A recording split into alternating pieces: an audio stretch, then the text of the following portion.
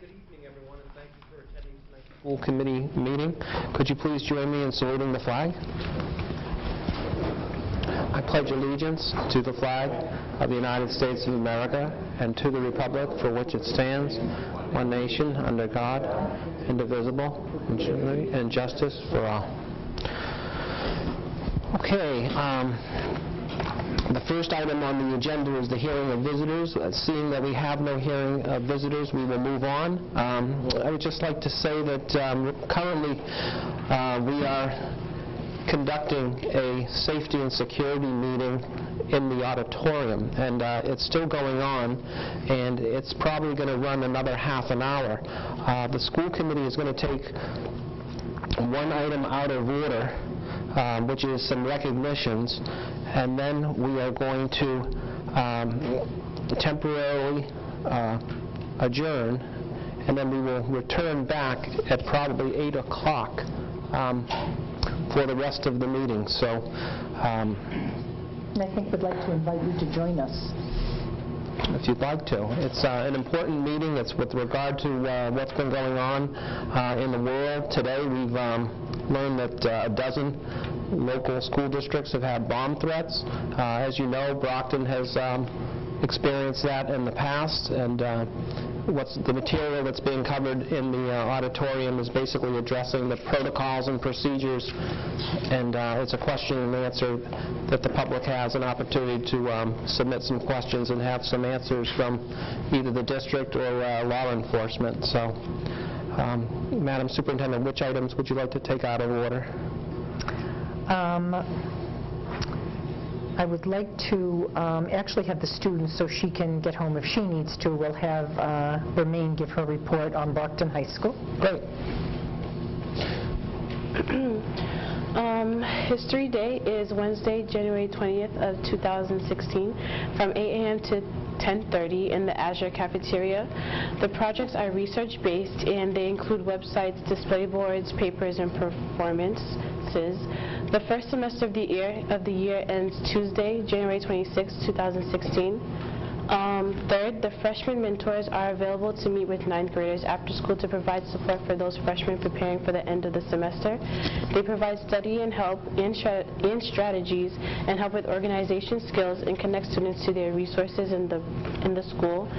And lastly, congratulations to the boys and girls track teams. Both teams won the Big Three championships.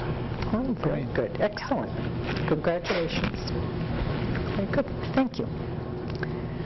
And next item. I'd like to talk about a recognition for our own Karen McCarthy, who is our coordinator for Title I services here in Brockton. Karen is a longtime employee, and it was brought to my attention just about a month ago. And this is from, I think it's called CASE, and it is the Council of Administrators of Compensatory Education, known as CASE. And it's an organization that provides Title I information, resources, advocacy, networking to Massachusetts public school administrators of Title I programs. So Karen presently is our Title I coordinator. Not only does she oversee the large grant that many of us have known for years in the district as Title I that supports a lot of our needy students, Karen also oversees our McKinney-Vento grant, which is support for our homeless students in the district. So this award is actually given by her peers.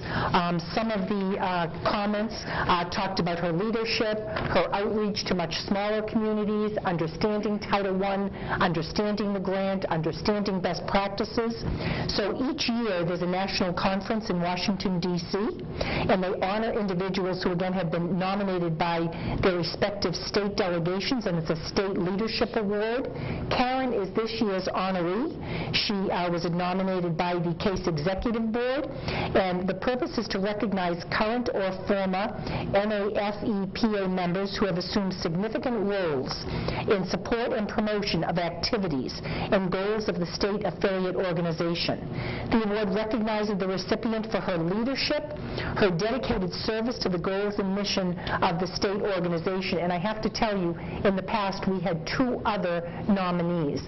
Katie Shea, a longtime employee in the Brockton Public School, who passed away actually this past year, and Dick Buckley. When I was first hired in 1977, he was one of my supervisors in the Title I office, so Karen certainly is in great company. I'd like to invite her down, please, and I'd like you to join me in congratulating her on this award, and she'll represent again her own group in Washington, D.C. in the spring. So please join me. Karen, would you say a few words? I was very honored to receive this award. The organization, CASE, is a wonderful organization, and it provides a lot of support to all the Title I directors all across the state. And I was very honored that I was chosen for the award, and I mean, I feel so fortunate that I work for the Brockton Public Schools, so it was great. Thank you. Thank you, Karen. Thank you very much for your leadership.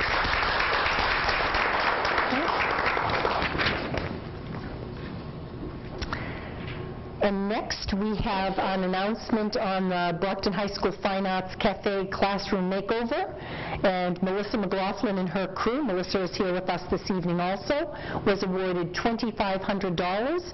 And again, I believe Melissa has told me that it will be the update of some of the equipment in our Fine Arts Cafe. Melissa, would you join us, please?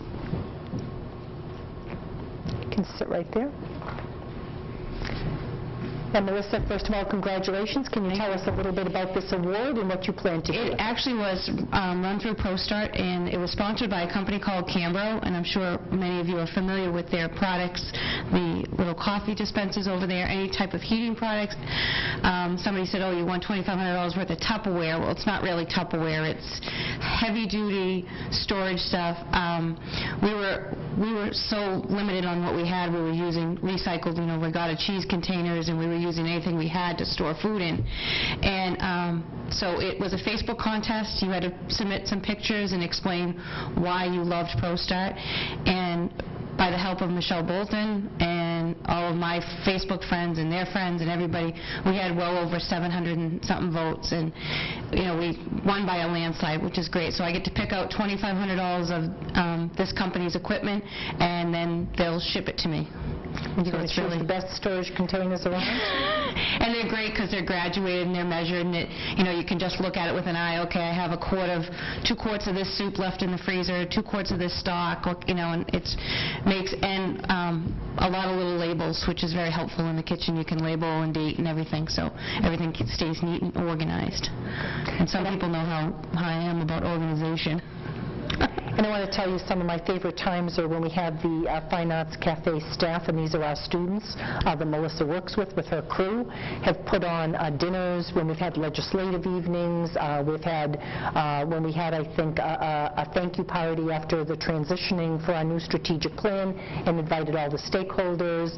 You've hosted so many events here with our group last year, the NEAS group that came in. So I want to thank you for all you do. And the students really enjoy that, so anytime we can do things, it's great because the students like to show off what they've learned, and that they're more than just test scores. Well, excellent job. Thank you very much, and congratulations. Thank you. And do we want to do Chartwell's before we break? How long is Chartwell's going to be? I know we have a Chartwell's presentation. Do you want to do the first part and we'll come back for the presentation, Tom? What would you like to do? Okay, I'll join you to...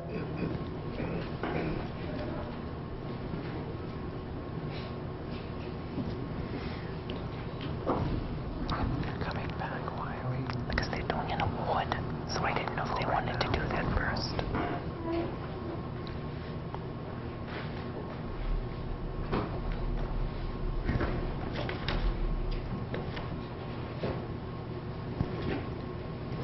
Good evening. Good evening. Good evening, everyone. My name is Erin Long. I'm a district manager, regional manager with Chartwell's Food Service, so I cover some territory in Massachusetts. It's really nice to see some new faces around the room tonight and some familiar ones as well. So we look forward to working with all of you in the next few years. And this is Tom Burke. I'm the resident district manager here in Brockton. So I run the food service for the Brockton Public Schools. So we're here tonight to explain a program that Chartwells has, and it's actually a program, global program from Compass Group, which is our parent company, and the program is called Be a Star. And it's a employee recognition and also business excellence recognition program. And Brockton, over the 10 years that we've been here as a partner with you, we've been fortunate enough to have Brockton be a national finalist for Account of the Year, and we've been able to recognize some hourly employees as well. And so the reason we're here tonight is because we had another national hourly associate winner this past year, so we'd like to present that to her tonight. This year's nominee was she's a take-charge person. Get the job done no matter what at all cost. The nominee is up for any task, no matter what we ask her to do. If it's come in at 5 o'clock in the morning, work till 8 o'clock at night, it doesn't matter. They're always willing to step up and perform the duties, and always with a smile. And anything we ask, it's yes, and we don't have to worry. And the position that this person does, it's an important position for us because they're outside and doing very different day-to-day operations, so it's something that we don't have to worry about anymore. So what we'd like to do is, Donna, if you could step forward.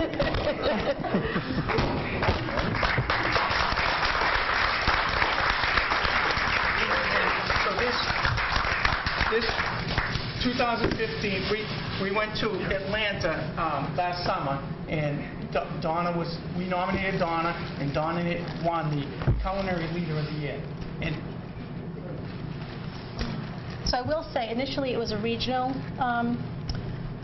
competition, and she was selected regionally, which is New York and New England, and then she went on to the national competition and won for the whole country the Culinary Leader of the Year.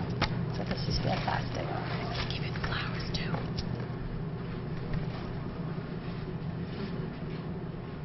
Erin, can you join us, please? The flowers? Donna's very surprised, I can tell. Here you go. I'll get you right in here. Thank you very much. Yes. Right in. Congratulations. Thank you. Really appreciate it. thank you.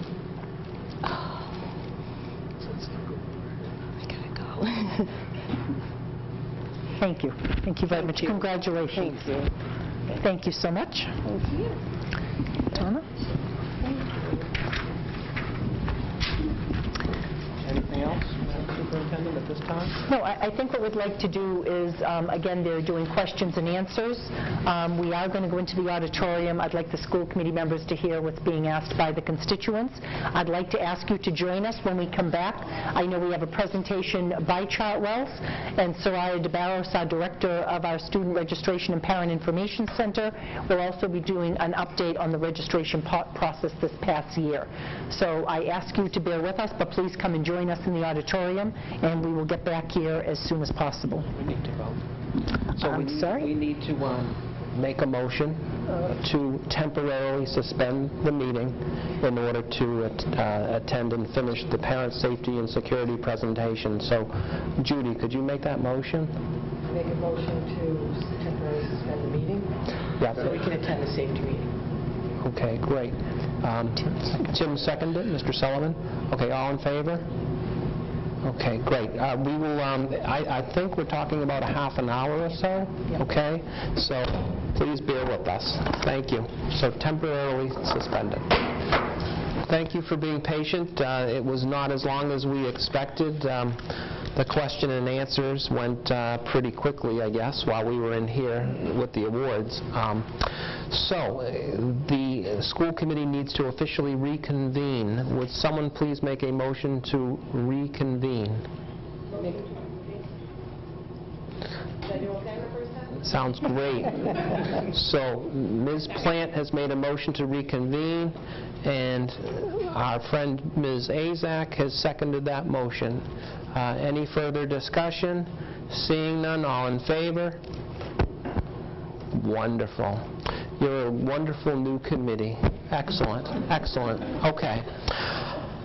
All right, so next item that the school committee, is that me? Is that me? I don't know. The next item that the school committee will consider is what's called the consent agenda. The consent agenda bundles routine business of the committee, and we vote on these items as a whole in one voting block. However, at this time, the committee can always make a request to remove individual items. So is there any request to remove any of the individual items listed under the consent agenda for individual discussion?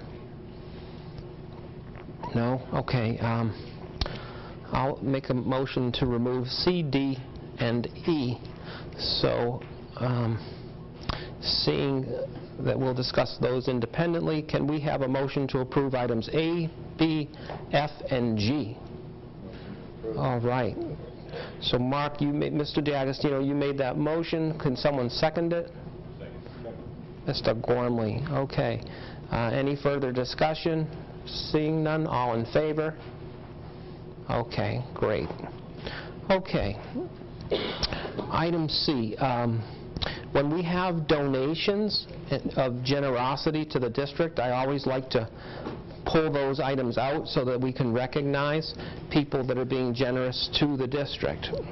So, the first item under C is acceptance of a scholarship on behalf of Peter G. Aziaf, Jr. Mr. Aziaf, as we all know, was a member of this community for many years, grew up here. I'll just read the background that was presented. Mr. Peter G. Aziaf, Jr. was a prominent member of the Brockton community who served as counselor at large for 26 years. In addition to holding several other positions in the city and the greater Brockton area. He was a lifelong resident of Brockton, a graduate of Brockton High, and a trustee for Massasoit Community College for many years. The scholarship being presented is in the amount of $1,000 and is created to assist a worthy Brockton High School graduate who will attend Massasoit Community College. So we just want to thank his family and all those who are supporting and contributing to that scholarship. Madam Superintendent, would you like to say a few words? I would.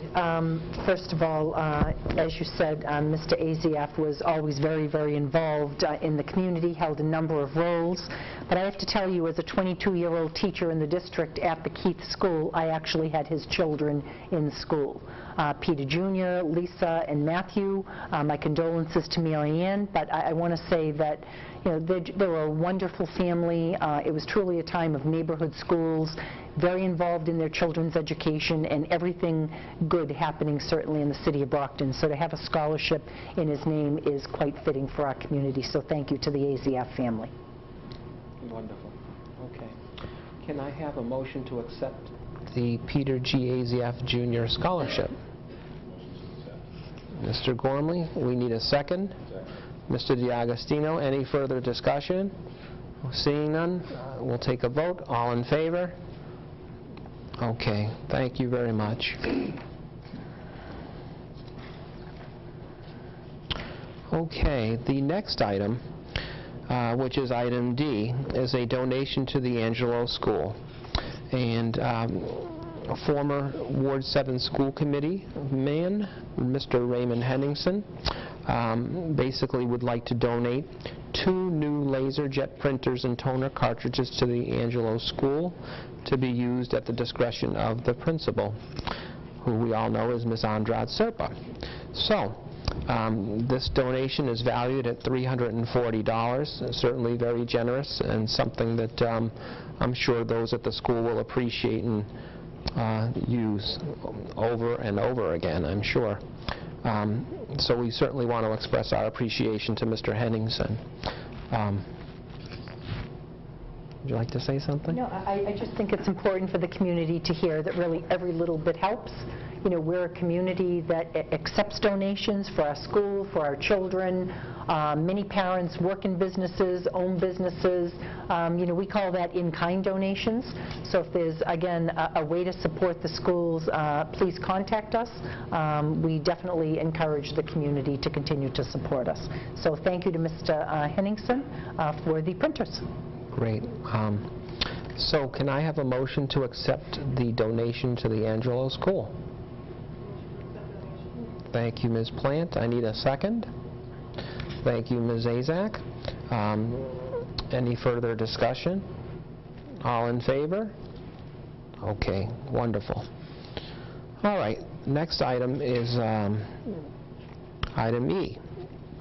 Authorization to submit preschool expansion planning grant for $50,000. However, I think there is an amendment to that. Madam Superintendent, would you care to elaborate? Yes. At this point here, there is a preschool opportunity, and the state, and you've probably heard Governor Baker talk about supporting preschool, I believe, in 4 large communities. I think it's Worcester, Springfield, Boston, and I believe it was Lawrence that had been awarded the original preschool planning grant. We had an opportunity, and we're asking for your permission to submit for up to $50,000. However, we received word last week that they gave out $40,000 to, I think, 13 communities. I think they increased it from the 10 you see here. We are one of the communities that they've already selected. What we do need to do to get that $40,000, and I believe it's by June of 2016, we need to submit a strategic plan for what we will do with that $40,000. So we will make sure that we communicate that to you. I know our executive director, June Saber-McGuire, is working with this group, Joni Block, Laurie Silva. They continue to write grants, and we will share with you where we stand. But the $40,000 has been awarded to us out of the 50. Our hope, again, there's often talk about our preschoolers. We know that there's a space issue. When you talk about the numbers of students that we enroll each year, and you'll hear a little bit about that tonight from Soraya DeBarros, our director of the Student Registration and Parent Information Center. But you're talking between 1,200 and 1,300 students register as kindergarten students, which tell us there are probably another 1,200 to 1,300 4-year-olds sitting out there. So while right now we do not have the space, we do have an opportunity, because those 1,300 students are out there either at home, in other daycares, or preschool programs, and we're going to be looking at that grant to work with our community providers along with what we can do as a school community. It's a step in the right direction. It's a small amount of money, but it allows us to bring the community together and start to talk about those 4-year-olds. Great. So we're going to just tweak our motion a little bit. So I'm going to need a motion to authorize to submit preschool expansion planning grant for the sum of $40,000 and to submit a plan in support thereof. So would someone like to take a crack at it? Cowards. All right. Ms. Plant. Okay, I'll take a crack at it. Motion to, do I get any guidance? Amend. Well, motion to authorize to just read what's there. Yep, motion to authorize to submit preschool expansion planning grant. In the amount of $40,000. In the amount of $40,000. And to submit a plan in support thereof. And to submit a plan in support thereof. Perfect. Thank you. Great. Any further discussion? All in favor? Wonderful. You're doing wonderful. All right. I believe we are all complete with the consent agenda, correct? We are. All right. So next item would be communication. Under communication, I would just like to announce that the mayor sends his regrets. He is in attendance in Washington, D.C. at the mayor's conference, which is very important, and obviously all the mayors from around the country will gather there and discuss issues affecting their communities, and we hope that he brings back some resources and some ideas, obviously, for dealing with some of the ongoing issues here in the city of Brockton. Madam Superintendent, would you like to... I would like to, again, thank you for those that attended the presentation this evening. Although we would have liked to have had that auditorium filled, I think you know as well as I do that the message continues to grow.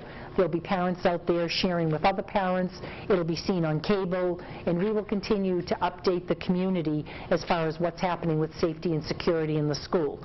I truly want to thank Lieutenant Mills, our police department, my own executive team members that put this together, our communications director, our fire department that was present this evening. We had Representative Michelle Dubois, former school committee members. That people care about our community. They care about our kids.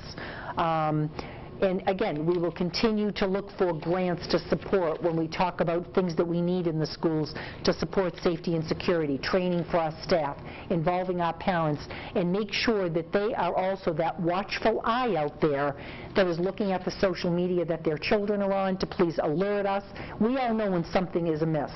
And again, I would like to say children have privacy. My children had none. So again, you're bringing up these kids. Make sure that you're paying attention to what they're doing on Facebook, Twitter, Instagram, and so many new things that are out there. And please be partners with us to keep our students safe in our community. And we, just on that note, we have the wonderful state delegation who's always looking out for the Brockton Public Schools. Very recently, Representative Claire Cronin reached out to us and informed us that we were receiving this grant. She's always has an eye out for the Brockton Public Schools, and along with the others, looks out for our interests, and we certainly appreciate her diligence on behalf of our students.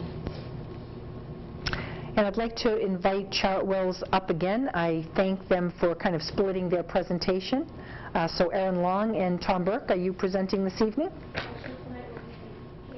Okay, you're going to present. We're happy to introduce you to our school committee and our community. Is there a presentation that we need to move for? There Yes. is, yeah. Yeah.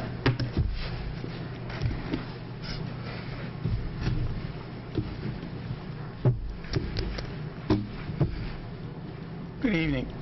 Tonight I'd like to introduce our newest member of our Chartwell's team, Kate Quayle. Kate is our district resident dietitian. She comes to us from with a BS degree from Framingham State College, just recently graduated 2 years ago now. And one of Kate's is our support. She's going to support our operation teams. Things like the new regulations and compliances that the DOE and the state has the regulations keep changing, and so that's something Kate's going to keep us make sure that we meet all those new regulations. She's also going to go into schools with nutrition education and work along with our chef and the management team to do some promotions and some chef-to-school activities. And while we're out there cooking the food, Kate is going to be out in the cafeteria showing students fresh vegetables and setting up tables and things. And then the other thing is she's going to also do some training to our staff, which is something that will be nice for us to be able to not only start with the regulations, but also be able to go out there and train our staffs in the district. But tonight, Kate wants to introduce a new menu program that we've come out with in the last year. It's an interactive program. It's called NutriSlice, and we got a small little PowerPoint presentation and some examples of the new program that we're offering. So our school menus are online now, and before I get started, we have a short video that gives NutriSlice an overview. I'll start it. All right, and I have a PowerPoint as well. Is there a presentation that we need to move for? Yes. Okay. So our school menus are online now, and before I get started, we have a short video that gives NutriSlice an overview. I'll start it. And I have a PowerPoint as well.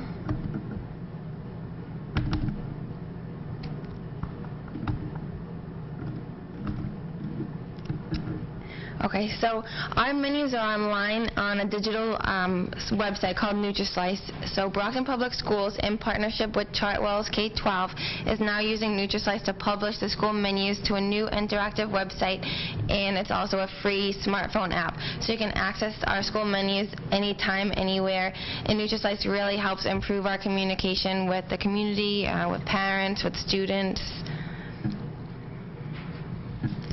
So there's a lot of cool features of NutriSlice. The menus are current and connected. So some of these features include you can see more information about the menu items, including photos and descriptions. Once you click on the actual meal, it'll give you a description of the meal. It filters for common allergens like nuts, wheat, and dairy, as well as it gives us carb counts.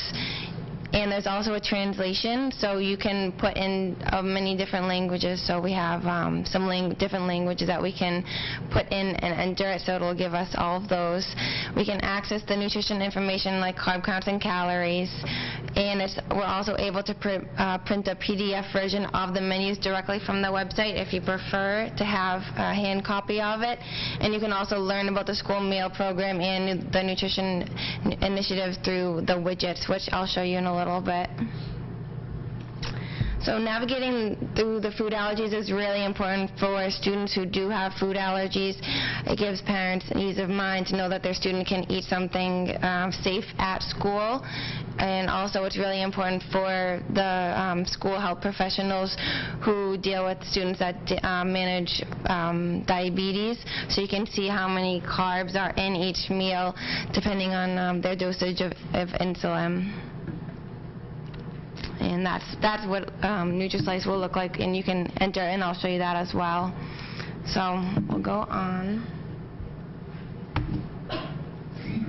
So there's a few different ways that you can access NutriSlice. The first is this website that I just put in. It's brocktonpublicschools.nutrislice.com, and you can get there directly through this link.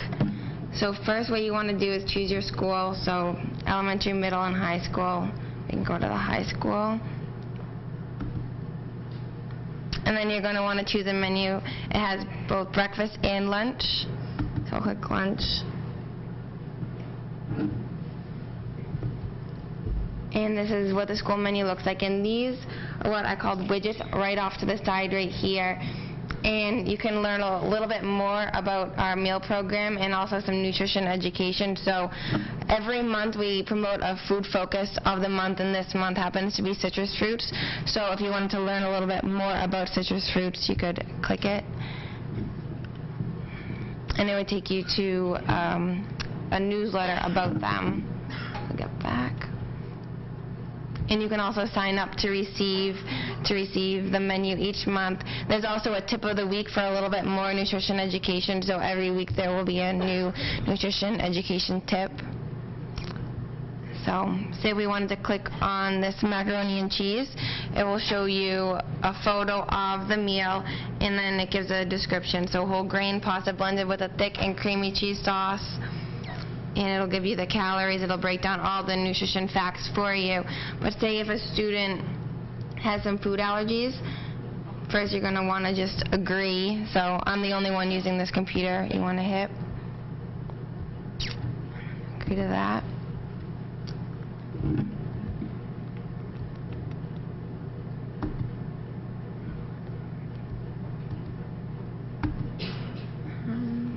I'm not sure why this.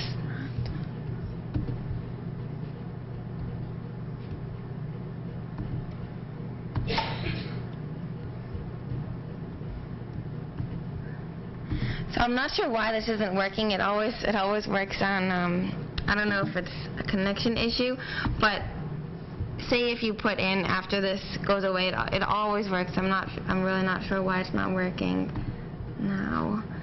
I don't know if I can get out of it. It's not working. Yeah. I'll get back. I'm sorry.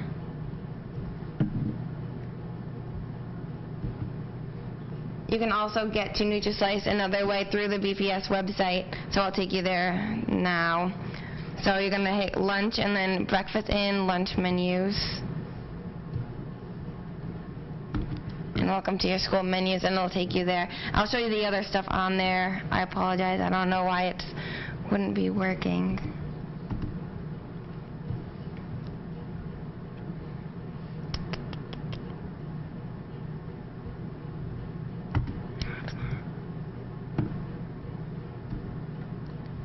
Okay, so there's another feature, the view carb counts, like I was saying, and this breaks down all the carbohydrates in each meal so you can see the amount. So a student, this is very useful for a student who has diabetes. They can take this to the nurse, and the nurses all use this site. We showed them NutriSites at the beginning of the school year, so they're using this website to get the carb counts of all the meals. So it goes down per week. It'll break it down. So it is very helpful. And you can print the carb counts as well, and you can print the menus through this as a PDF.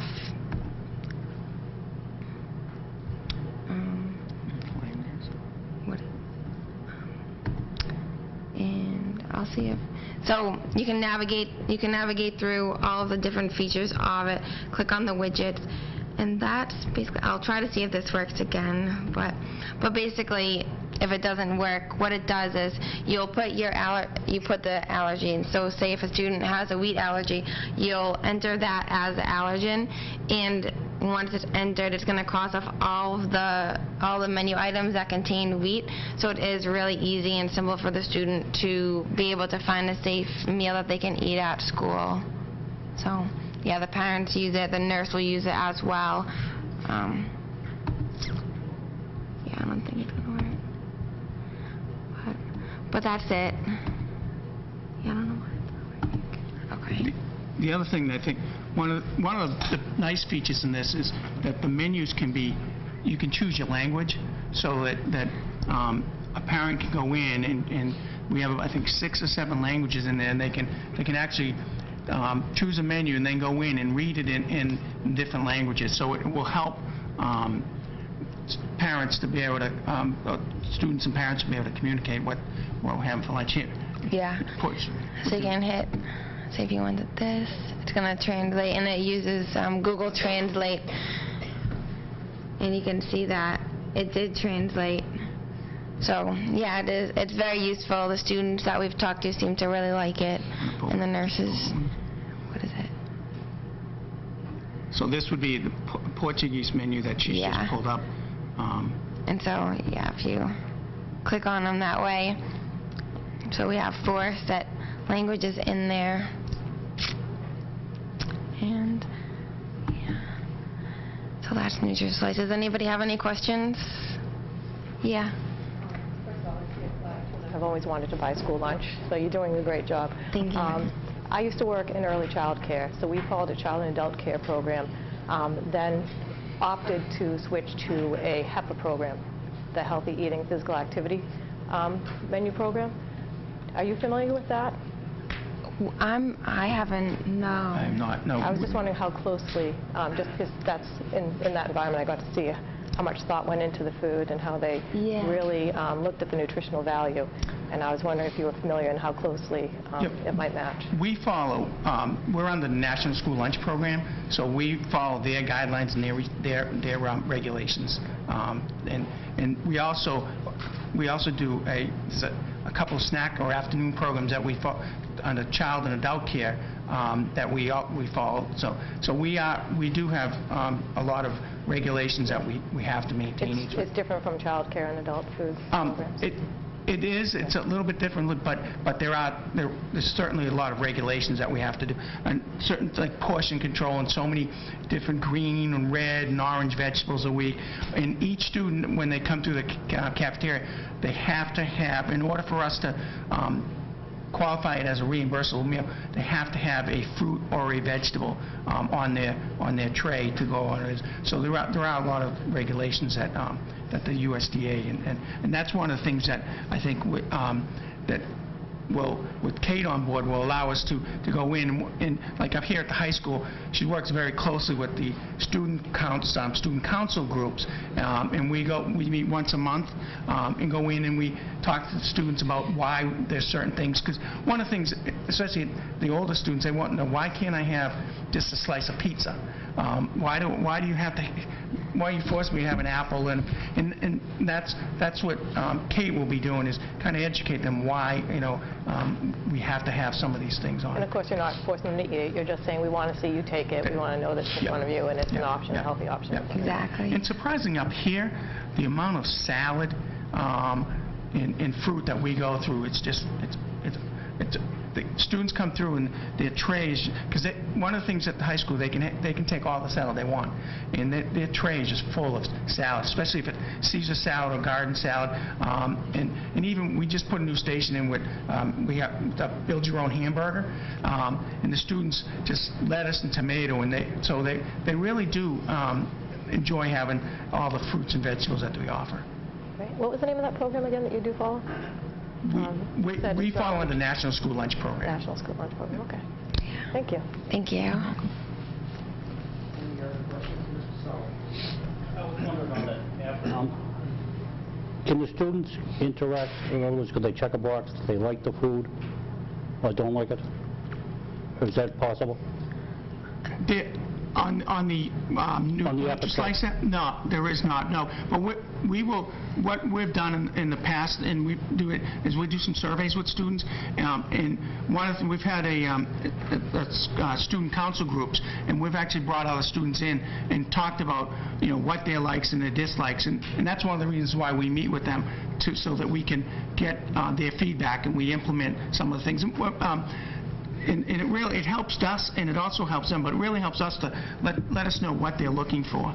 The last meeting, we had them all down at in the high school kitchen, and one of the subjects was breakfast, and we're looking at ways to promote breakfast, and so we do communicate with the students on, and at the middle and the elementary schools, we have what they call youth advisory councils, and we do meet with them on a monthly basis too, and talk about, and usually at the in the middle school, it's again student council, and we use them as voice and kind of they go and survey some students and then bring in new ideas back to us. Thank you. Thank you. I'd like to thank you for a great presentation. The school lunch menus have come a long way over the years. Thank you. And I think it's great how the allergens, it filters the common food allergens. Yeah. Parents are I'm so sorry it concerned. didn't work. Yeah. And the carb counts. Yeah. That's been a big, this year with the nurses, that's been a very big help. And in the past, we would send out a sheet, and then the nurse would call, and as they're trying to figure out the carb counts, if they couldn't get anybody, it was very difficult. Now, we met with the nurses at the beginning of the school year and went through this, and they all raved about this was a great tool for them. So it's been a help, and also with parents, because now parents can go in, and if there's a tree nut allergy, they can go in and identify the items that the students can eat and can't eat. And so it really does help everybody. Yeah, it's great. Thank you. Thank you. When are you going to start adding the Tom Brady and Giselle Bundchen diet to this? That diet didn't look too appealing to me. I don't know. Tom, I'd like to thank you. You've been a wonderful addition to the Brockton Public Schools. I mean, I think that everyone I talk to enjoys working with you.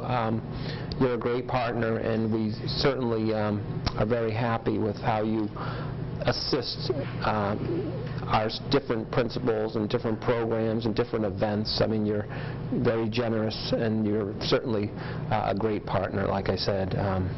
We really do appreciate having you with us.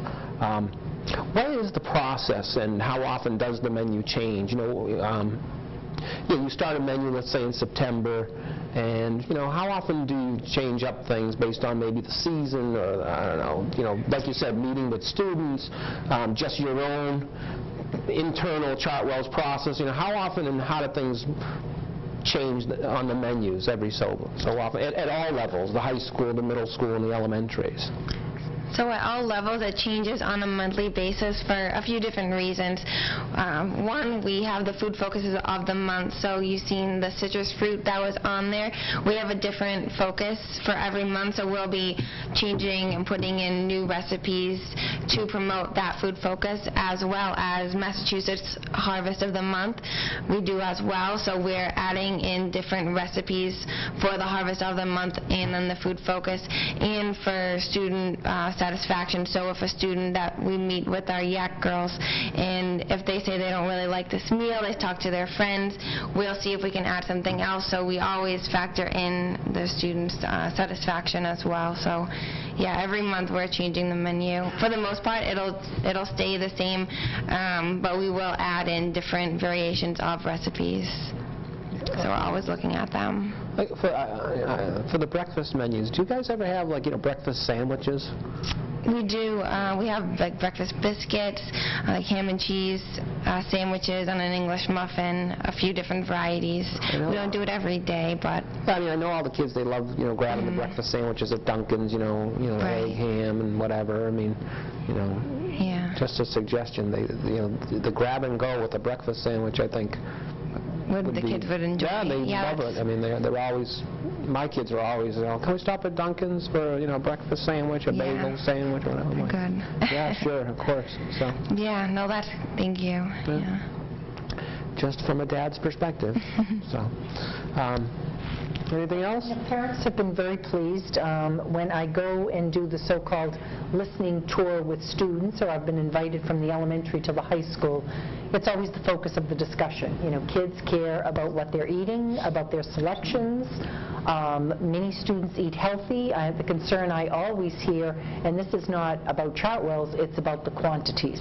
So we'll talk to the big football player at Brockton High School who wants more than the simple serving that's allowed under some of the USDA guidelines. Is that correct? Correct. Yes.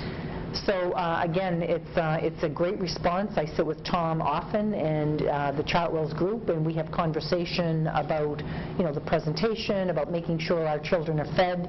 And I know the school committee being new, some of you, what you will hear is, and during my 3 years as superintendent, we've continued to grow the breakfast in the classroom program, so the kids are eating a healthy meal in the morning. They have a snack for later from this particular meal.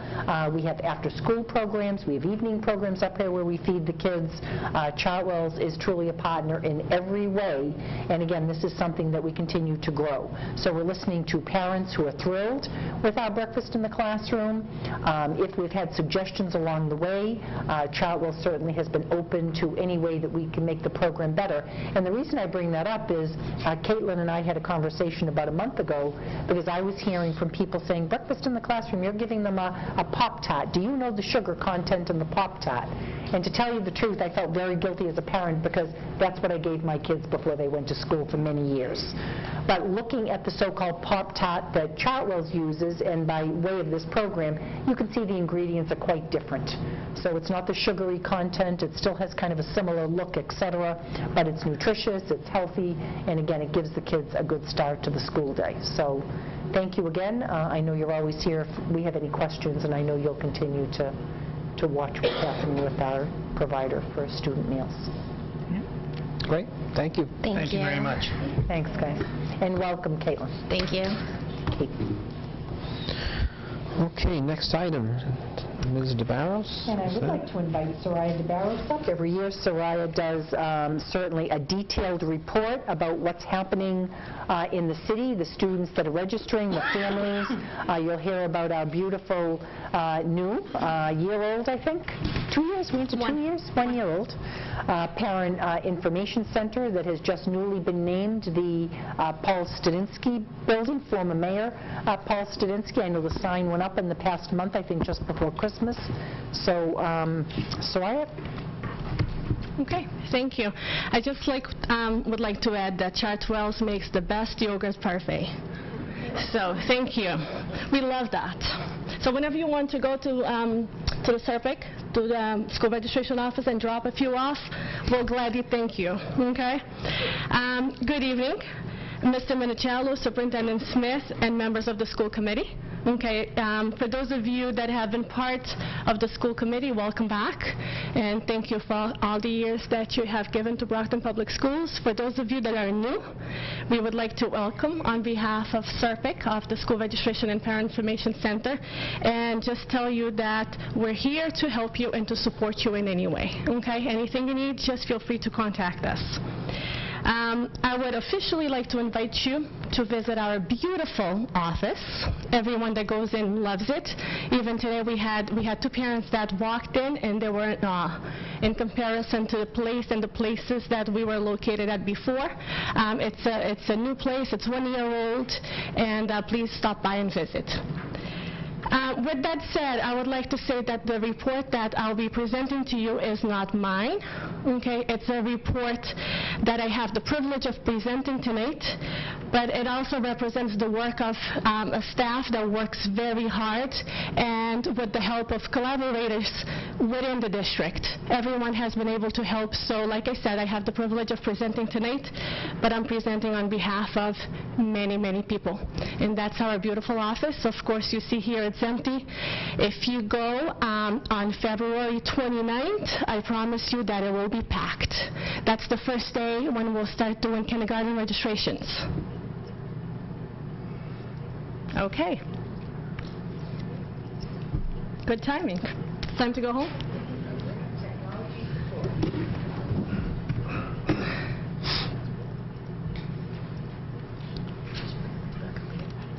Shut it off. It's coming back. No?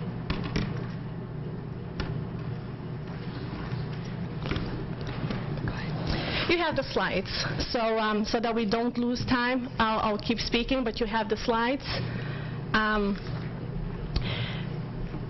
Before I keep going, I would also like to thank the central administration, Mr. Michael Thomas, who is my direct supervisor. He has been there every time, all the time, backing us up and helping us.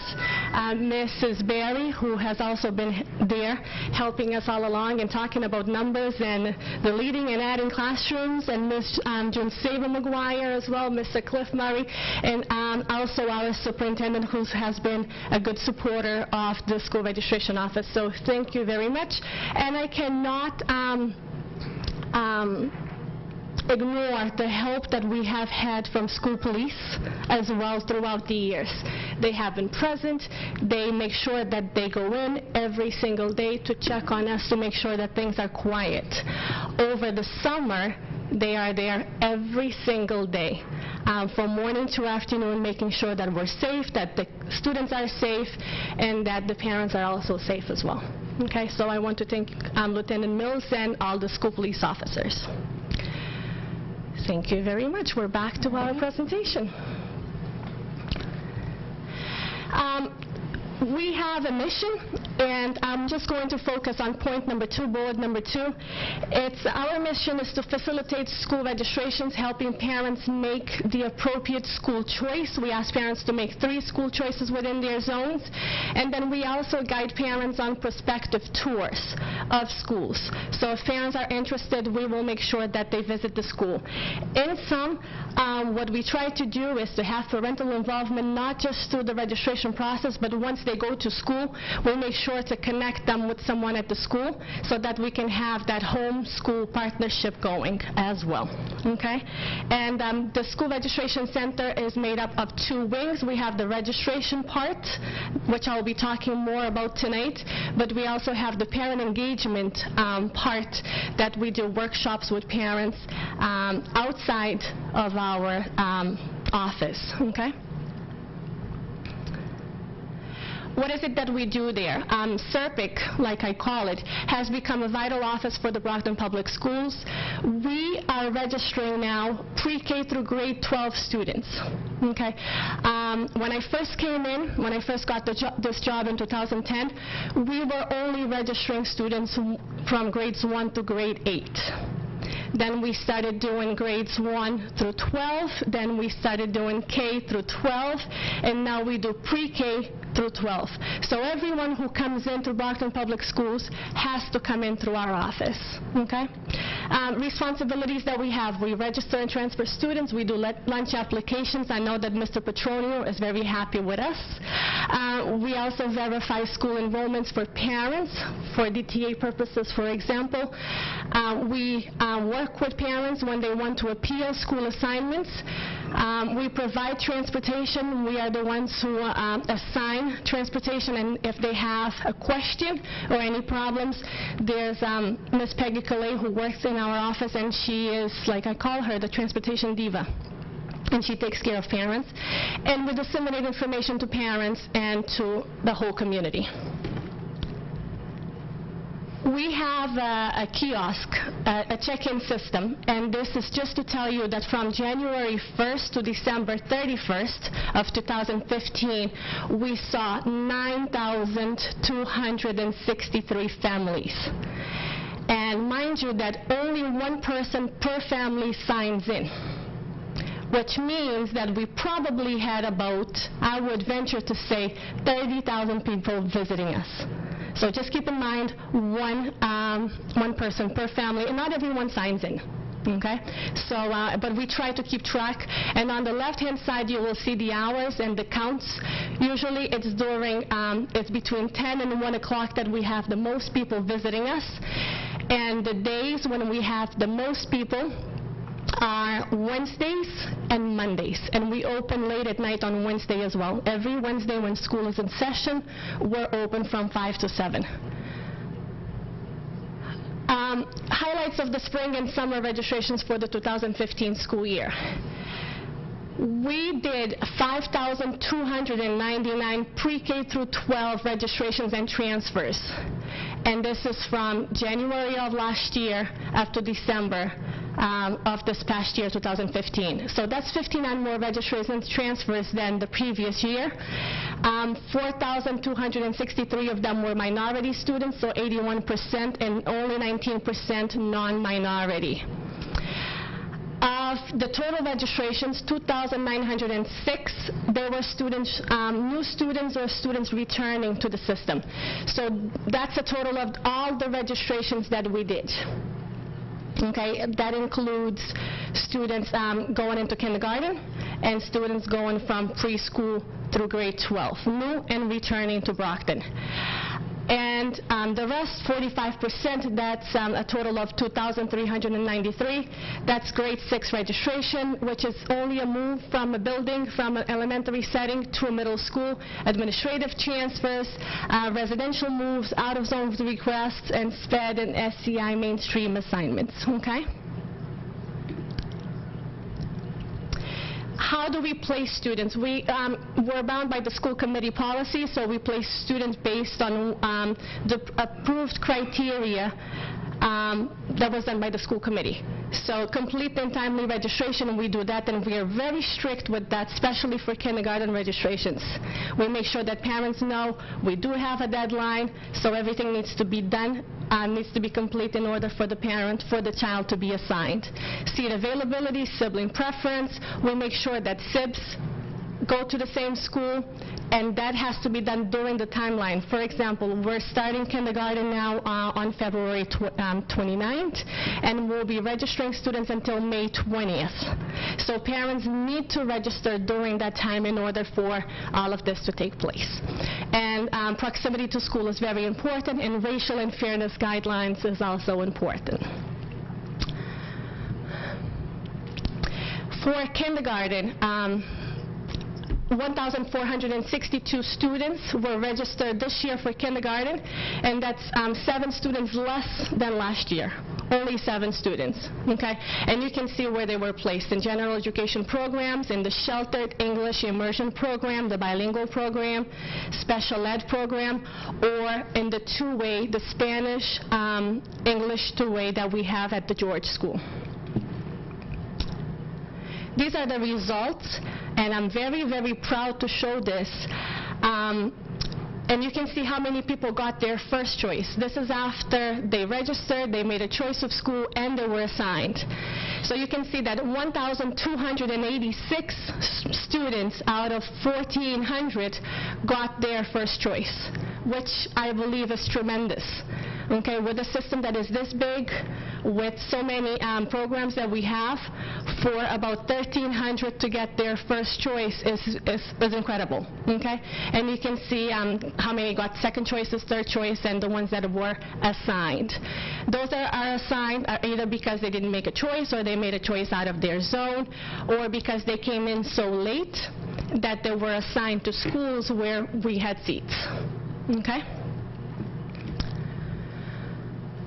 Grade 6 registration, we registered 1,298 students, a little bit less than what we registered last year, but also you can see where those students were placed in general education, in the bilingual, in the special ed, in the two-way, and the TAG program, which is at the Plouffe School as well. So the TAG and the two-way at the Plouffe. For the SCI, for the Spanish program, they are located at the Plouffe. For the Cape Verdean, we have two schools, North Middle School and East Middle School. And for the Haitian program and low incidence, we place them at the Ashfield School. Okay? Again, you can see the results of the grade 6 are more or less similar to the results of kindergarten placement, where most students got their first choice.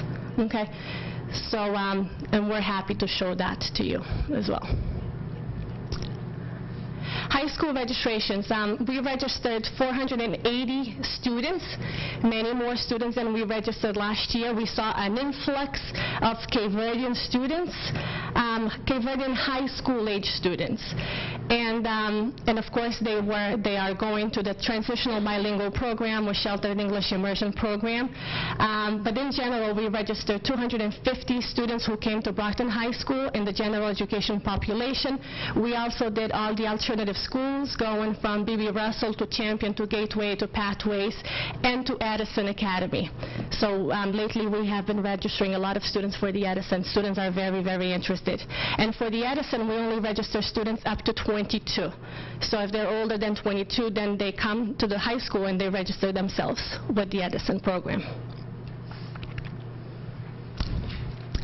Changes within the system, lots of changes were done, 2,393 changes. Out of zones, that means that students that, for example, are attending the Kennedy in the South Zone, but they live by the Baker in the Northeast Zone. So in that case, if we have seats, we'll allow them to stay out of zone as long as the parents can transport. We also had changes due to moves, a lot of changes. That's in red. You can see 20% of all our work, and TAG students that we had to transfer, going from grade 3 to grade 4 at D'Angelo, we had to transfer those students as well. And then in the green, that's transfer other than a move. We call those just because transfers. Let's say that a parent has a child at West Middle School. That parent does not want the child to go to West anymore, wants North so they can come in during the summer, and if we have seats, we'll transfer. If we don't have seats, it becomes an appeal. And once school starts, it becomes an appeal. So parents appeal it because we want to make sure that everything is consistent, that we're not moving students in and out of different schools. And sometimes we also have administrative transfers when we contact the deputy superintendents, and they are the ones that usually will approve or not the administrative transfers. Okay?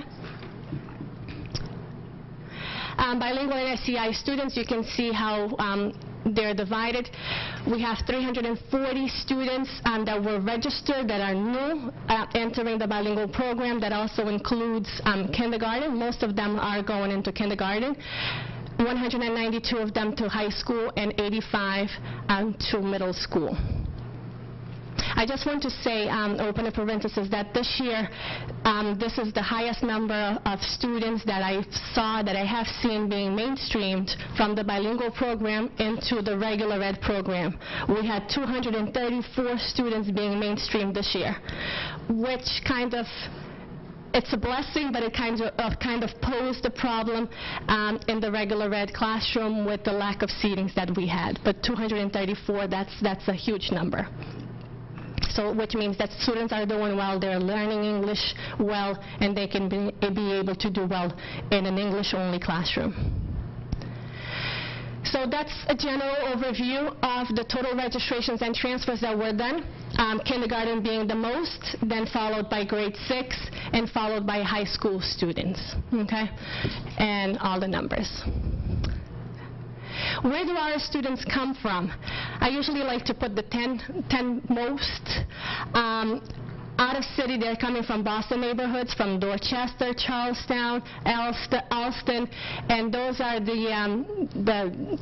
that's within the Boston district. We also have a lot of students coming from Fall River, from Randolph and New Bedford. Out of state this year, Florida wins with the most students coming, but also New York, and I have Puerto Rico there as a territory as well.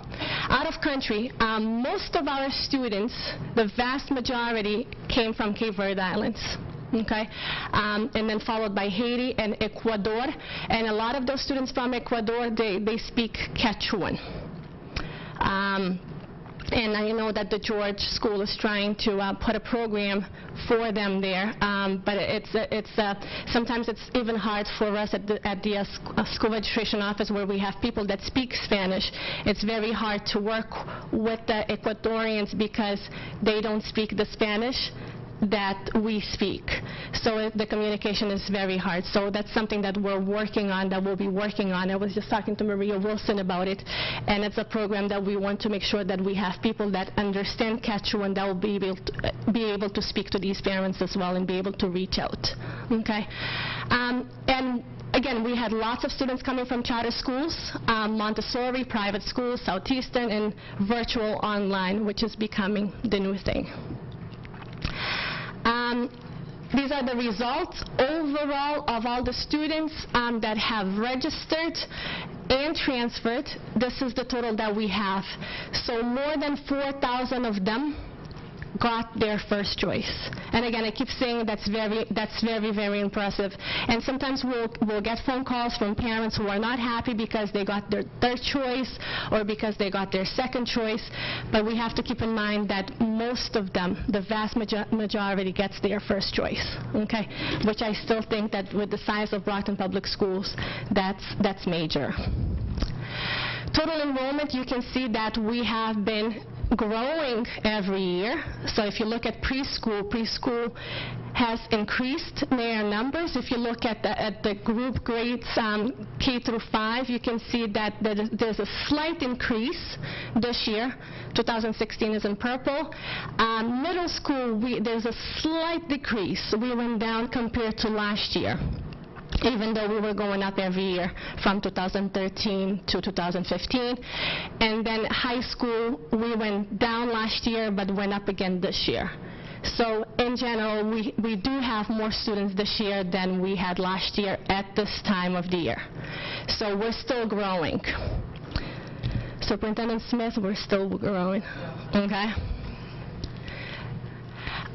Parent engagement, I'm not going to read this whole thing, but this is very important because that's the second wing of our office, and that's run by Mrs. Jane Ferroli, who is the specialist for parent engagement. It's a program that has proven very successful. It has been, it has parent liaisons, it has its own schedule. It's all about making sure that we have an excellent partnership with the school, home, and then the community. So we try to bring the school, the parents to the school so that they can hear about the community as well. So it continues to offer Parents Academy workshops with lots of different topics, going from cooking nights to walk on Wednesdays to kindergarten showcases.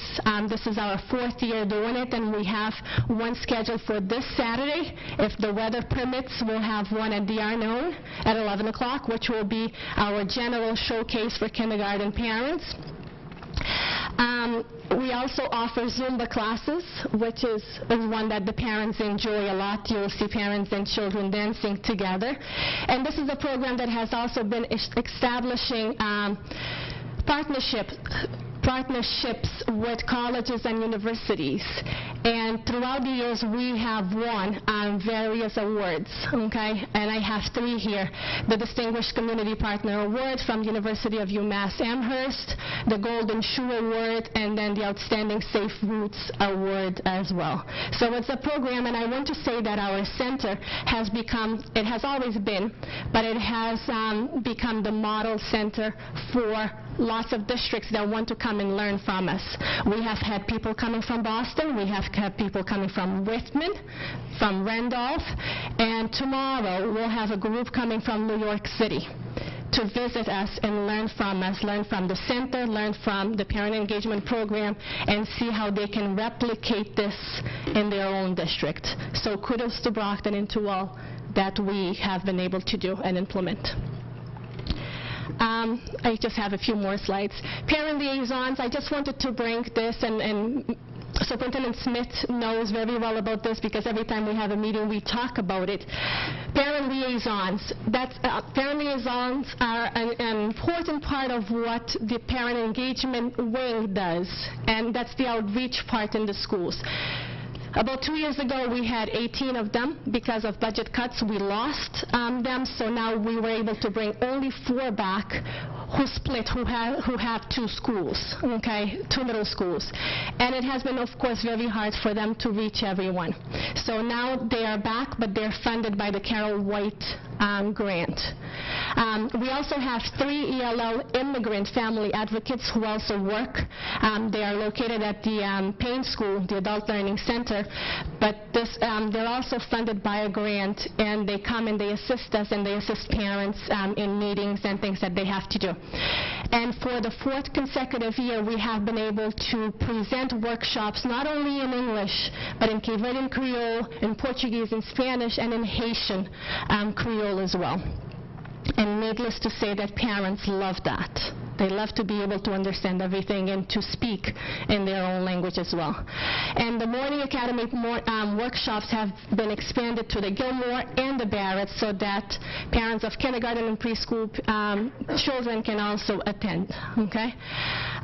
This is very important because the first table, the one on top, shows what we were able to do before with 18 parent liaisons, and I'll just mention a few of those categories. If you look at the parent and student attendees, we had 44,802. If you look at what we had last year with only 4, we had 6,000. So we went from 42,000 people attending to 6,000 attending, so that's a huge drop.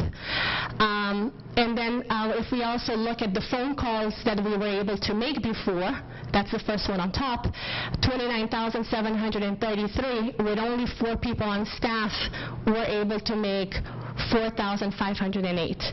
With this said, I'm going to say it again and one more time, we need the parent liaisons back because they help us, they help the schools, they help the parents, and they make that special connection. That phone call, personal phone call, is very important for parents, so they make a huge difference.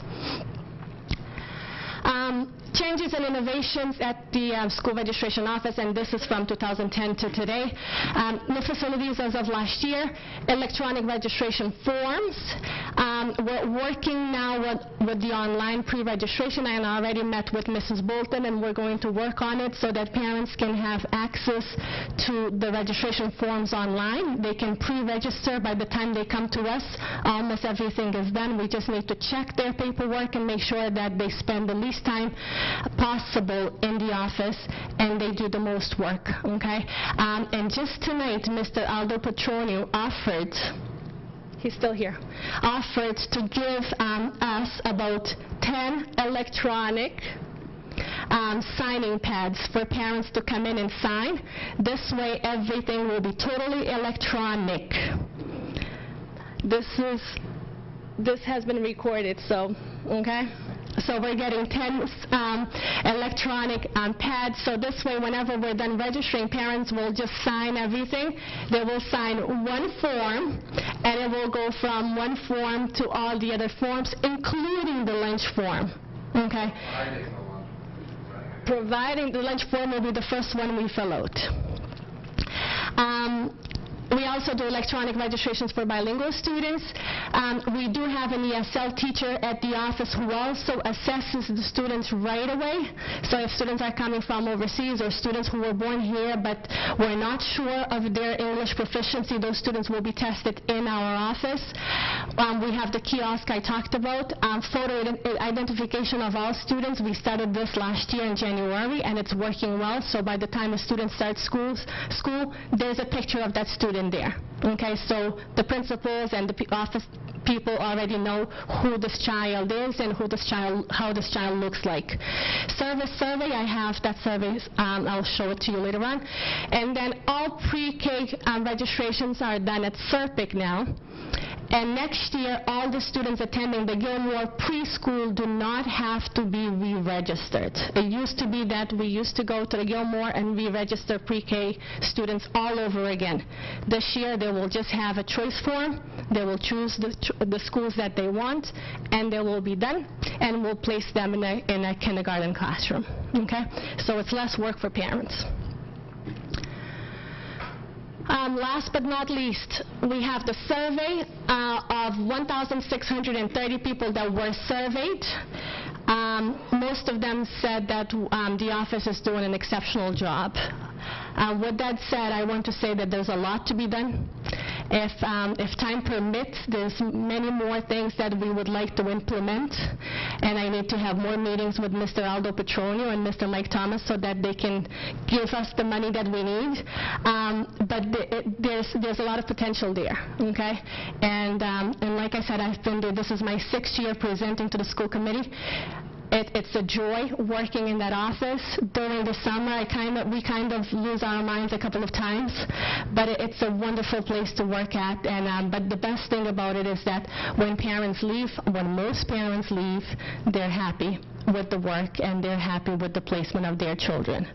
So our job, like I said with the mission statement, is to make sure that we facilitate the work of the parents and that we register students and make sure that we offer equity to all of them. Thank you.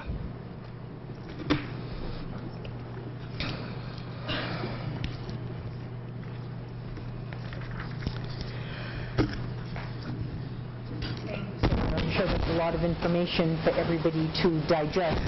Obviously, you can tell we're very proud of our Parent Information Center.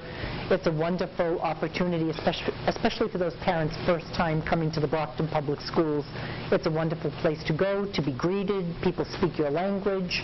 Obviously, you can see the surveys and the people that were pleased with the results.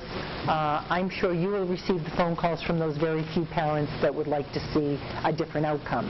But as Soraya shared with you, we do everything we can to make sure that there's transportation provided, that parents get a choice of where they send their students. As we continue to look at very difficult budgets and we start to streamline some of those choices, unfortunately, these are some of the things that do happen. When you talk about the parent liaisons, I have to tell you, this was a position, and I was in the grants department when I always talk about Mary Beth McManus, a wonderful grant writer we had back when that was fairly new. And she had quite an imagination, saw the value in bringing parents on board. You know, we take it for granted now. It's part of our strategic plan. The parents as partners, you saw the conversation even tonight. So the idea at the time was to get a parent at a school that would do that outreach, that would make the phone calls, that would welcome parents to come in and be part of the process. So it was painstaking when we had to make some of those cuts that we had to make. Unfortunately, we'll be dealing with a very difficult budget in the next couple of months.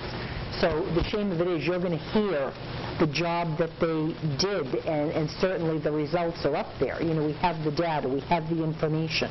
So this is why it is going to become critical, and this year we'll be talking at our retreat about not only what this budget looks like, but making sure that the word is getting out there to parents, because I believe in parents in our community. They need to have a voice about this budget process. They need to have a voice about monies that we as a community say are important to put towards our children, so you're not sitting here making difficult decisions that don't make any sense to any one of us, including our parents. So thank you for bringing that up. I think it's the point as you get more familiar with some of the programs, we'll continue to have very honest dialogue about what this means for our district. Presentation, and please express to your staff and the people that certainly contributed to this that we appreciate it. It's nice, and I know that you recognize that your office is really the point of first impression for many parents and people who enter the city. So seeing those high marks with respect to customer service is certainly refreshing. So we certainly appreciate that. Does any member of the committee have a question or a comment? Mr. Sullivan. Farrell, excellent presentation. Thank you. Thank you. You do a fabulous job. On the parent liaisons, the school tours, they did all that? That's all gone now? Yes, they used to do all of that, and parents would come and they would make choices of 3 schools, and we would make sure from our office that we would schedule them on the same day. So for example, going to the Baker at 10, going to the Downey at 11, going to the Brookfield at 12. Not having the parent liaisons, it has been very hard to do that. However, I have to say that the administrative assistants have been able to do that. The assistant principals, the principals, they have met with parents. So everyone is trying to do what they can do to help parents. We have not had any school tell us that they cannot do the tours. But when we did have the parent liaisons, we would have a group walking around with the parent liaisons, so that did make a huge difference. Just one other thing, on this terrific Tuesday, I guess there was a movie night. It's gone now, completely gone? We don't have that this year, okay? And that was done with the help of Title I. Okay, Lisa Zolga. We don't have that this year, unfortunately. There were some programs that we had to cut due to budget constraints. Yes. Thank you. Nice job. Thank you. Thank you. I'd just like to say when I looked over this at home, I was very impressed by your satisfaction. I know that's not easy. I have kids in the schools, and I can't imagine how you're pulling that off. So congratulations on that for meeting so many school choices. And for the parent liaisons, it seems like you're absolutely doing your best to fill those shoes. As a parent, I miss having that person in my kids' school. I think that's definitely being affected, not having that person reaching out to the parents and helping out in each school to get parent engagement. So that is very sad that we've had to make that cut. Later on in the presentation, you mentioned the languages. At the beginning, I had a question, what languages were spoken at your registration center? We speak Cape Verdean Creole, Portuguese, Spanish, French, and Haitian Creole. Okay. Now, do you have the paperwork in all those languages as well? Yes, we do. And we have, we have them in Portuguese, in Spanish, and in French. Okay. Would it be very difficult? I know you said you're working on getting information for the larger population coming from Ecuador. How difficult is it to get maybe just the paperwork? Is that something you're trying to do right now before you get a translator? We're actually, we had, his name is coming now. He used to be the counselor at, thank you, Verney, Mr. Verney. We used to work together, and he was putting something out for the Quechuans. We don't have that done yet. I just spoke with Mrs. Wilson today, and that's something that we're going to be working on. But the Portuguese, French, and Spanish, we have everything, going from emergency forms to brochures to all information that we have. We do have it in the 4 main languages. Great. Thank you. Thank you. Choices, I know every parent really wants to get the first choice, and we really are satisfying most of the people.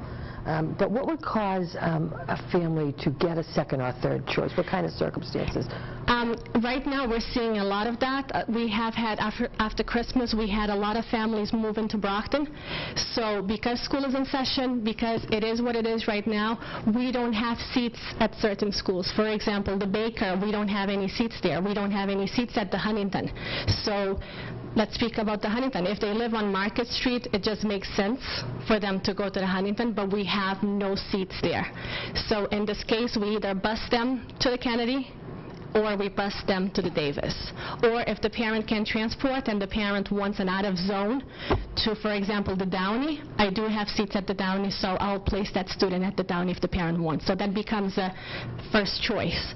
But if I cannot put that child at the Huntington and the Davis is the second choice, or at the Kennedy, the third choice, if I only have seats at the Kennedy for that grade, that child will get a third choice. So, but when it's kindergarten time, for example, if parents don't come in and don't register during the allotted time, then it becomes, we go from choice number 1, okay, we have no more seats.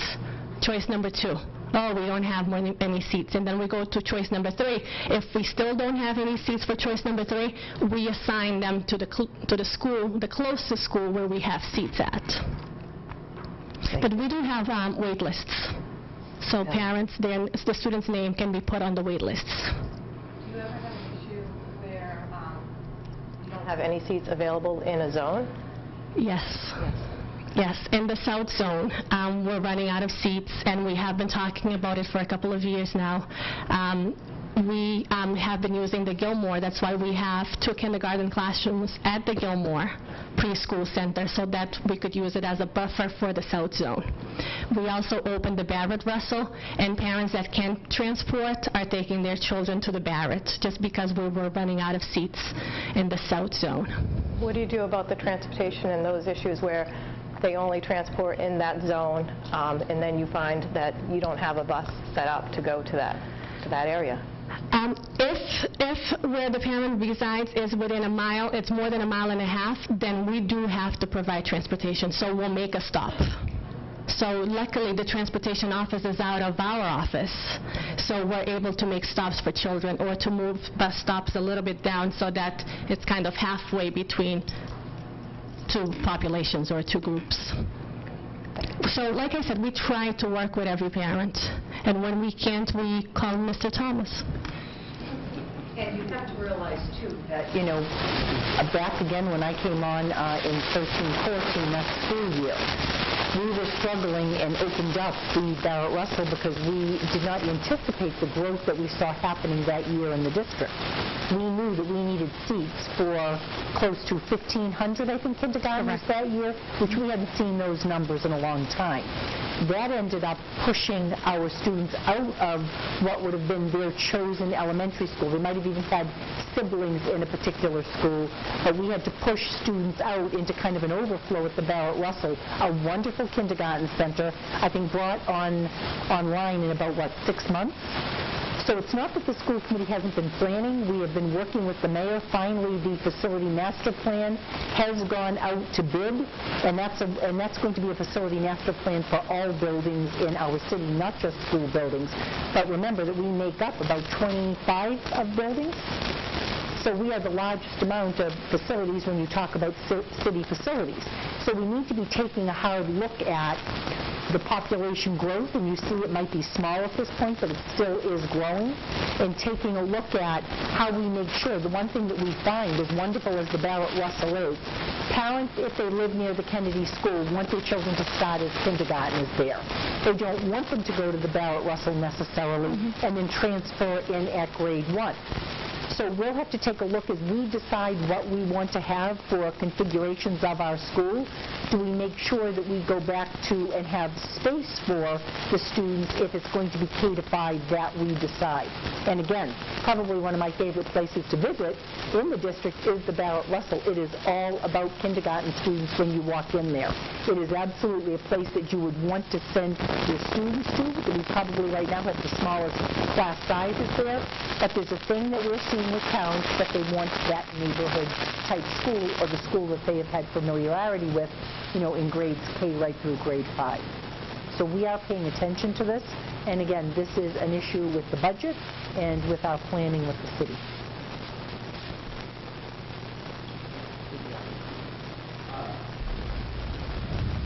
First of all, the task that your staff undertakes, getting all of these kids registered and servicing all of the families that come into your office, I can't imagine what that takes. So great job to you and your staff for doing that. And really everything I've heard about your office has been pretty much positive as well. I think the only concern that I've ever heard, and so my question is, what types of situations, and you may have already kind of partially answered this, but what kind of situations would result in siblings being split up? Because that's about the only concern that I have heard. We only see that in kindergarten, to be honest. It doesn't happen in any other grade. If family moves into Brockton right now and they have a child, for example, in grade 4 and another one in grade 1, we put them together at the same school. For kindergarten, it's different because we register during 4 months, 3 to 4 months, and we start in February, so we go all the way to May. And on the brochure, we do lots of advertisement on TV, the newspaper, the billboard by Brockton High, grocery stores, doctor's offices, so we go everywhere you can think about. Even today, we were mailing the posters for every single school to put in their front office. We send the brochures home. We call parents on Connected. Every time there's a new section of the alphabet, we call them to remind them. We have the showcases, so we've done a lot to make sure that parents know. The thing is that they don't complete their files on time, or they don't come in. If they don't complete their files on time, we make lots of courtesy phone calls to remind them they still have to have it done, and we have to have it done by May 20th. If they don't, those students are not assigned. So those that are assigned, those who have a complete folders are the ones that are assigned first. We try to still save seats for them. But if they come in August, the assignment letters go out in July. At that point, is a waiting game. So most of the time they end up going back, they end up getting into that school, but it does take a long time. It takes a lot of time to process that. A lot of time they go through the appeals board, we sit, we try to see where we have seats because we want to make sure that they go together, and we also honor the wait list that we have. And on the wait list we'll put that there's a sibling in that school. But again, it's totally in the parent's hand at that point because the parent has the responsibility to register on time. And a lot of that doesn't happen. Okay. So last year, in May, when I first started assigning, we had about 99 folders that were still incomplete in May after many phone calls. So we make sure to log everything. So whenever the parent comes in, we say, we called you, we sent a letter to you, you never responded, so that's why your children are in different schools.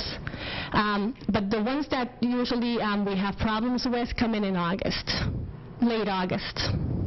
And then, by then, the students are placed, school is about to start, and we only have seats in a few schools.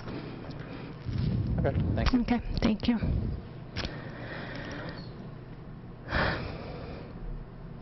We're good? Thank you. I think we should bring up Mr. Petroni and Mr. Minicello with their things that you and I would like to, this might be our opportunity. Did he leave? Works her magic. Yeah. He knew you were gonna be after him, so tomorrow morning I wish I was a fly on the wall. Okay, next item. Okay, a couple of things I'd like to talk about. One is I want to let everybody know, I know you received in your notice that Andy Donovan, who had been the assistant housemaster in the red building at Brockton High School, has been named the interim housemaster in our green building due to a vacancy. He will finish that out the rest of this year. We're very pleased to have him on board. I know Principal Wolder is pleased to have him continue as part of her leadership team along with Sean Desmond in the greenhouse, so I want to welcome him. So what happens to his position? We are presently advertising and filling that position, which now will be an interim red assistant housemaster. So it's not what we like to do. It's kind of been a domino effect according to how we have to post for jobs. It certainly has caused, you know, when I say disruption, it's the disruption of people changing jobs, and you would be amazed at how well people get into their new jobs and are able to move forward. And I think that speaks to the development of leadership that we have going on within our own school district. People able to step in and do the job. Mr. Cornwall. I've worked with Andy. I've known him since he started in the district, and I was really very pleased to hear that he was appointed to this position. He's a true professional, and he does a great job, so I just would like to throw that in there. Good. And I want to finish up with, we do have our school committee retreat scheduled for this Saturday. We'll be looking at the beginning part of budgeting, and this year it's going to be very important. We're going to be talking about the different ways and kind of give you an overview of Chapter 70, net and non-net, and also to take a look back some of the things that you were hearing tonight about positions that have been cut or budgets that have been very difficult the past 2 years. I know there was some talk of, we want to give you a brief overview of the parent portal and our pilot program going on, looking for expansion in that. We're going to be looking at updating our policy manual, which the former school committee has left for you. We're very excited to do that. We've got some information to share with you. I know Deputy Superintendent was going to look at a facility update. We're going to talk about some of the school committee protocols. I know Mr. Minicello is going to be leading that, about your work in the schools. And we also are going to be talking about the superintendent evaluation and goal-setting process according to our strategic plan. Now, unfortunately, the problem is the weather. As you heard Soraya talk about Saturday, we've got the kindergarten showcase. Looks like it is not cooperating. We're still a few days out, but I think Mr. Minicello wants to address that. Yeah, I think it's probably best that we pick an alternative date, and perhaps the following Saturday or the Saturday after that, depending on people's schedules. So I think what would make sense is that we agree to basically continue the retreat from this Saturday, and we'll pick either the following or the Saturday after that for the retreat. Wanda is polling our executive team members also, okay, so we can find a Saturday that works for everybody. Either one of those two, actually, the 30th or the 6th was. Okay. Can you poll the school committee after the meeting, and we'll see if we can come up with I mean, if we can do the following Saturday, that's probably the best. You can't do the following? 30th. Right, but could you do January 30th? Okay, perfect. So that's great. So that's, and I don't think that that's not Super Bowl weekend, is it? It's not. So that's important. We need to plan things, okay? We need to, I know Mr. Thomas told me, you know, don't mess up the Super Bowl. So we've got to, you know, I don't know about Mr. Petronio since he's not around. I think if they win, I want to give everybody the day off. There you go. Last year we did. Last year was perfect because the day after the Super Bowl, as everyone will recall, there was a major snowstorm. So it was great. The Pats won. Pretty much everyone stayed at home. You could just chill out and just relish the win. So it all worked out nicely. So we'll see about this year. So, all right, so we basically have decided, Mr. Sullivan. Is it definite the 30th? Yeah, it sounds like the 30th works for everybody. There's no snow this Sunday. We're going to just bump it because of the potential. Anyway. Yeah, we're going to bump it to the 30th. Okay. Okay? Oh, so we're canceling? Yes. Oh, okay. Thanks for the clarification or the request. Okay, anything else? That's it for my report. Okay, unfinished business. I guess unfinished business, we could just briefly talk about the event that took place at West Middle School last week with with Carmen Ortiz, the U.S. Attorney for the District of Boston and Massachusetts. She was a wonderful speaker and basically spoke to the students at West about her modest, upbringing and how she basically was raised by two parents who didn't speak really any English, and she, basically set goals in her mind and followed through on those despite the fact that it wasn't easy for her. She did not have the support. She told everyone that she did not have the support at home in terms of having parents that could help her with her schoolwork, that she would seek out people in her community, whether it was friends, neighbors, relatives, but she was very determined and was able to achieve. And we also had a very motivating speaker, LaShawn Amato,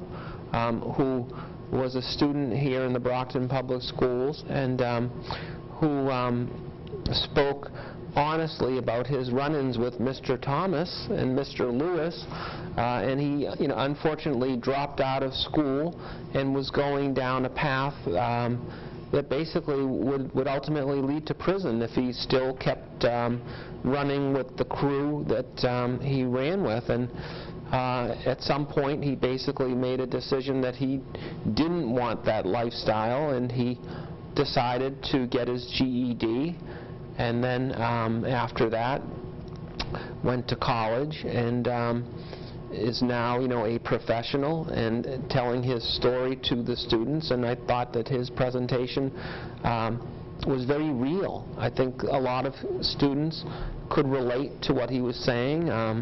He was talking about peer pressure, and one of the students at the very end, I thought asked the best question, and basically was, what did your friends say to you when you decided that you were going back to school, that you were, not going to be hanging around, doing what you were doing with them? And he basically said to them that, if they were not going to be supportive, I wasn't going to have them in my life. But he basically said that a lot of his friends followed him, that he decided to be a leader, and people follow leaders, and some of his friends decided to do the same thing and basically followed him. He was very motivational. He was, I think, very well received from the students, and he, is willing to come to any of the middle schools or schools to talk about his life circumstances and how he turned his life around at our request. I thought that he did a great job. I think Mr. Thomas certainly could speak a little bit about him here at the high school. Yeah, he was a handful? A handful. Challenge. he's turned it around.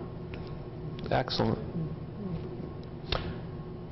Would you like to add anything? No, I think I agree with you. I think the students certainly enjoyed the speak by U.S. Attorney General Carmen Ortiz, but certainly related to this young gentleman. And the questions that they asked him were certainly interesting questions, well thought out. They had a fair afterwards, a resource fair, and Dr. Murray told me the kids really had a lot of takeaways from, again, the organizations that were present and about making that good choices. And I think lastly, I think we all know that Brockton has made promises to our youth about safe places, caring adults, an opportunity to grow and to be educated, and that's probably what we're going to look at when we build this budget. How can we assure those Brockton students of those supports to make sure they have that same kind of a story?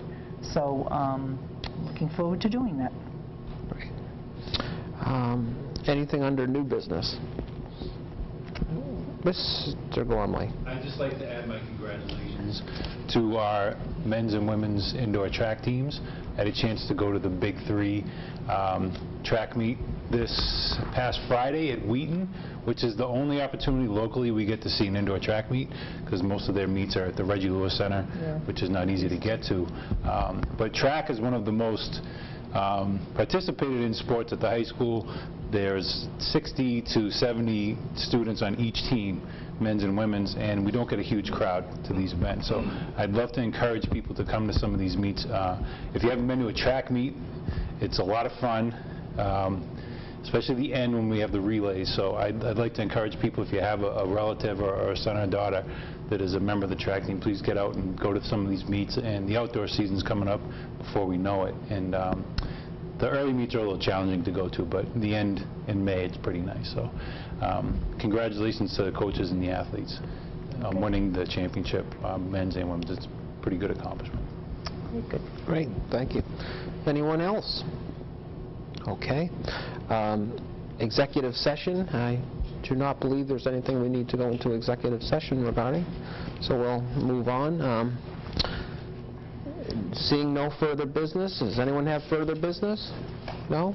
Can I entertain a motion to adjourn? Seconded? Okay. All in favor? Thank you for attending.